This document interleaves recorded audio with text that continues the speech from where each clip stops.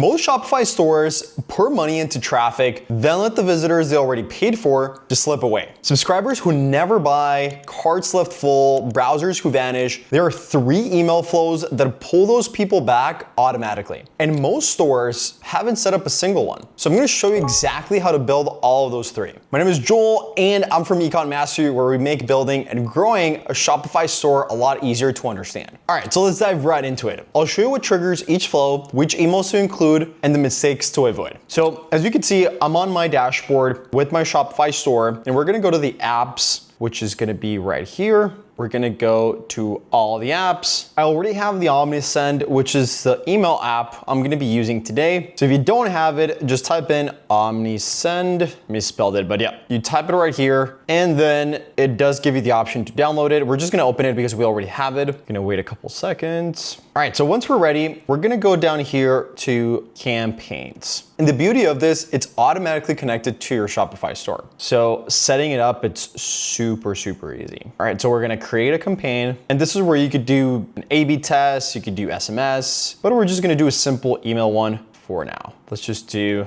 test, put my name. And this is where you just set up your email campaign. This is gonna be the subject line for the email, the name of the person who's sending the email, the sender's email address. It's the one connected to your account. So you can go to domains and connect to your domain. And how you do that, it's super simple. We're just gonna go here, and this is where you set up your domain. So you could choose either GoDaddy or your existing one on Shopify. And once it's done, you just hit continue and you connect it. So everything is super simple. Once you're done with that, pre-header, it's pretty much just a short text that follows a subject line for your emails and just the name for your campaign. And that's nobody's gonna see that, it's just yourself. We could just do like test email 1. So we're good to go. Once we're finished with this, we're gonna choose the email template. The first flow, it's gonna be the welcome series. So the welcome series starts when someone joins your email list. This may happen through a website pop-up, a sign-up form, or just a landing page, or even checkout. The first email should arrive immediately. Thank the subscriber, introduce the brand, product, and deliver any incentives. It could be a discount or just free shipping, for example, on that sign-up form. The second email should explain the product or brand story. Show the problem you solve, how the product works, and why the company exists. And then the third email should reduce hesitation using customer reviews, frequently asked questions, and a reminder of the original offer. Avoid sending 3 nearly identical discount emails. Each message should provide the subscriber with the new reason to consider buying your product. All right, and this is how we do it. The really cool thing about Omnisend is it gives us pre-done templates. So we're gonna go to the one that says welcome page. And this is where you can choose pretty much a template. You would have to go back, I believe, to do one from scratch. But let's just do a template just for the example. And we're gonna use the template. And this is the email that all of your subscribers are gonna see initially. And this is where you could change the header, you can change the image, you can change the percentage here. And then this is where you would add the button. This is where you would link it to your landing page or a specific page on your website. Here you can add your social medias as well, your logos. It's very simple. Omnisend makes it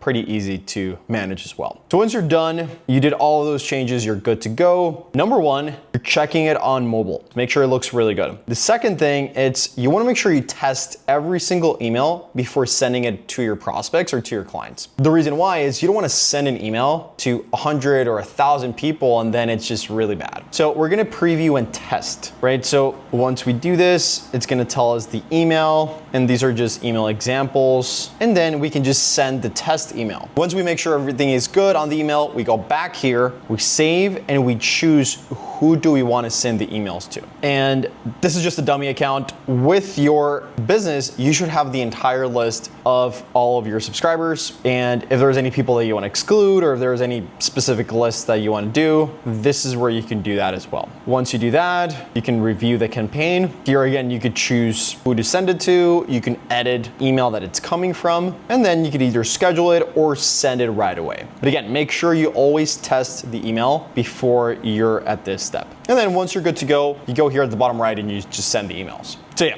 that would be the first email, which is the welcome flow series. And one advice, it's always when you're sending the intro emails, each message should provide a subscriber with a new reason to consider buying. So build your emails with subject lines just like these ones. Now, Flow number 2. This one is going to be your abandoned cart. The abandoned cart flow targets anyone who added a product to the cart or even began the checkout but just didn't buy. So the first message should remind them what they left behind and provide a direct return to cart button. Keep it simple. They might have become distracted, they maybe got a technical issue, or just forgot, or simply needed more time to think about it. The second email should answer likely objections involving shipping, returns, product use quality, or trust. This is where you can include customer feedback and answer to common questions. And then the third email can create legitimate urgency or introduce an incentive if the economics support it. I wouldn't immediately offer a discount in the first email. It's just too desperate. Some clients were already planning to return, so discounting it too early, it might hurt your margins. And also, make sure clients exit the flow immediately after completing their purchase. You don't want someone receiving an abandoned cart email for a product they already bought. So as we can see here, on automation, we can see the abandoned cart email templates. These are all just templates that are ready to use. These two are really nice. You're just one click away, your cart misses you. These are nice, these are really simple. I like this one because you can add the product on the background and it tells them, kind of like remembers them what they were intending to buy. So yeah, once we're ready, you can preview these before even choosing them. So if you just want to see how it looks, you can just take a look. So I actually like this one a little bit better. So we're gonna use this one. Again, same exact process as the last one. Once you are ready with your information, you edit, you change it, make sure to keep it super simple and then send it to the people that only added a cart but didn't end up buying. And now the third flow, it's just gonna be your browse abandonment. Browse abandonment targets just someone who viewed a product but left before adding it to their cart. This visitor has demonstrated interest, but they might need more information before considering to buy something. So the first email can remind them of the product they viewed. The second can demonstrate the product's strongest benefit, just explain how it works or feature, genuine feedback. And then the third one can recommend related products or answered frequently asked questions. This flow should normally feel softer than cart abandonments because the customer showed less intent. You should also use frequency limits. Someone who looks at several products shouldn't immediately be blasted by a lot of different emails and sequences. So try to keep it short and sweet. So again, we talked about 3 automations through emails. Target a critical moment in the whole journey. The welcome series reaches people when their interest in the brand is very new. The abandoned cart flow reaches someone who came close to buying, and the abandonment flow reaches someone who showed product interest but wasn't ready to add it to the cart. Once these are working correctly, you can expand into post-purchase, win-back, back-in-stock, cross-sell, and customer review automations. But beginners should make sure these foundational flows work before creating dozens of other email flows. Now, this is something I personally always do. I would go through my own journey, subscribe to your own website pop-up, browse a product, add it to the cart, and begin the checkout using a test email address. And then you can confirm every trigger, delay, discount code, product recommendation, and then the mobile layout, everything is working. Check that customers stop receiving recovery emails after buying. And you should also check the sender's name, reply to the address, unsubscribe the link, and make sure everything it's working and there's nothing broken. Just because a broken automation can create lots of confusion and just damage your trust. So test the complete customer journey before activating it for everybody. Now in Omnisend, you can also track delivery rate, open rate, clicks, conversions, recovered revenue, and unsubscribers.